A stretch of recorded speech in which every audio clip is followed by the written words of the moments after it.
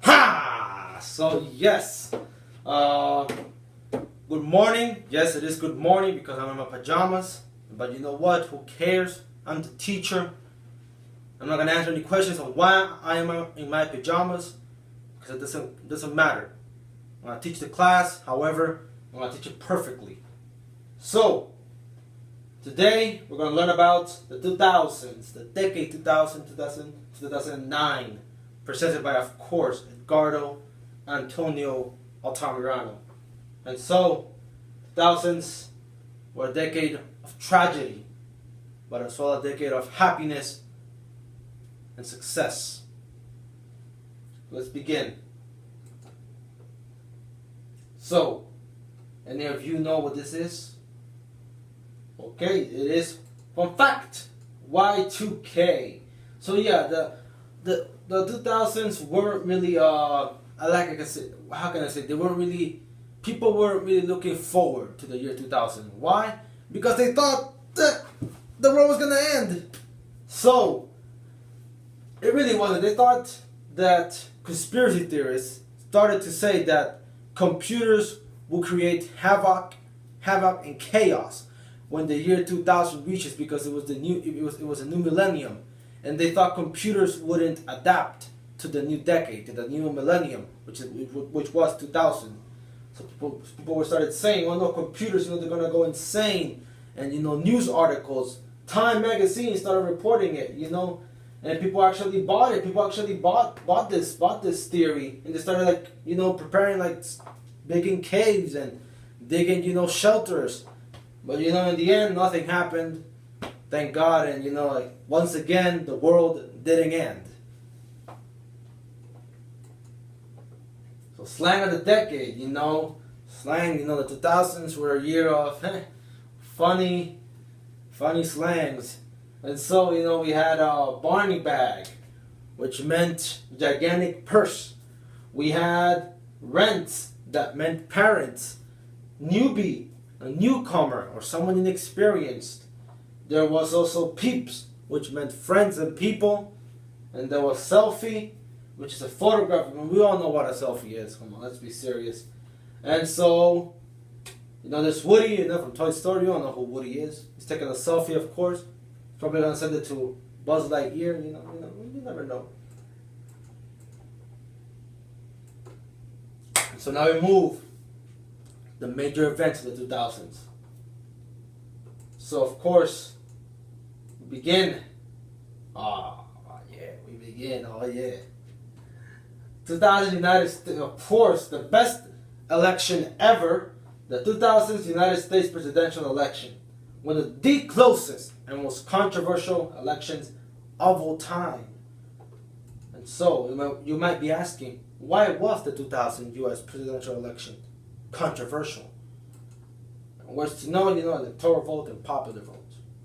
And so, the two major candidates in the election were Democrat Al Gore and Republican George W. Bush.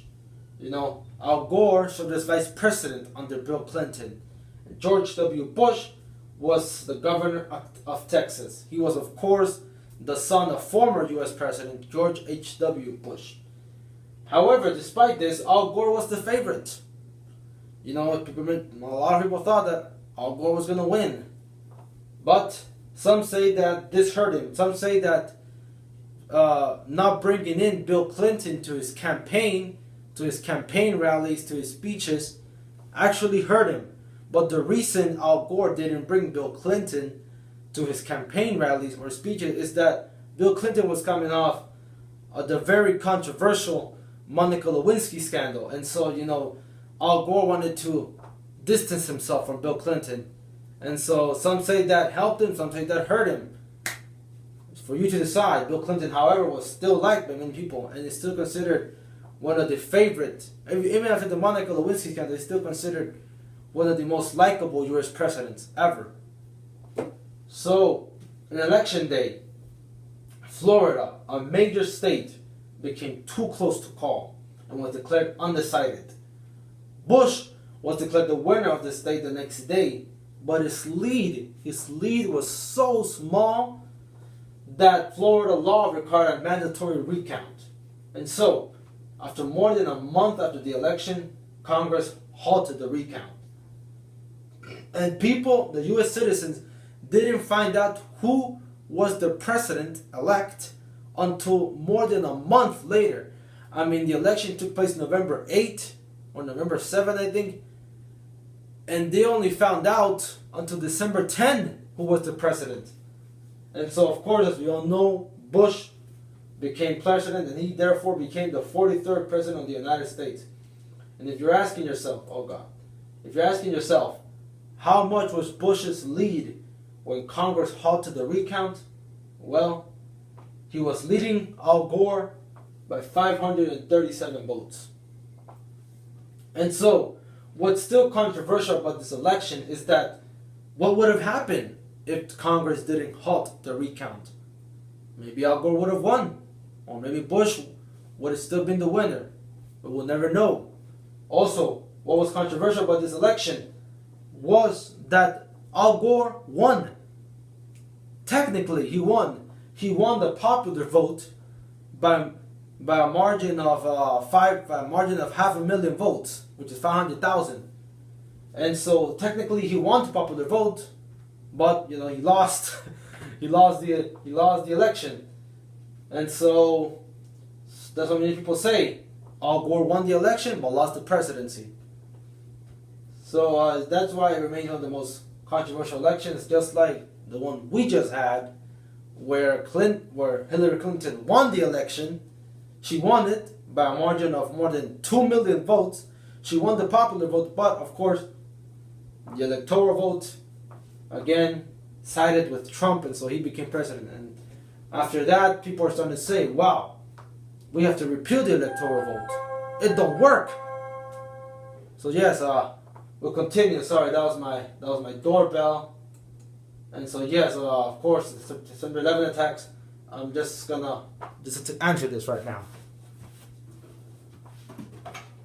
¿Quién es? Digo ahorita. Just hold on for a little while. And yeah, digo.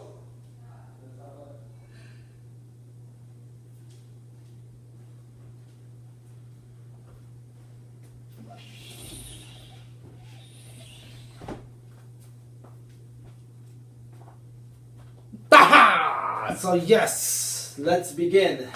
Let's resume this. September 11 attacks. Why, who, and what happened on September 11, 2001? Well, we pretty much all know, but I have to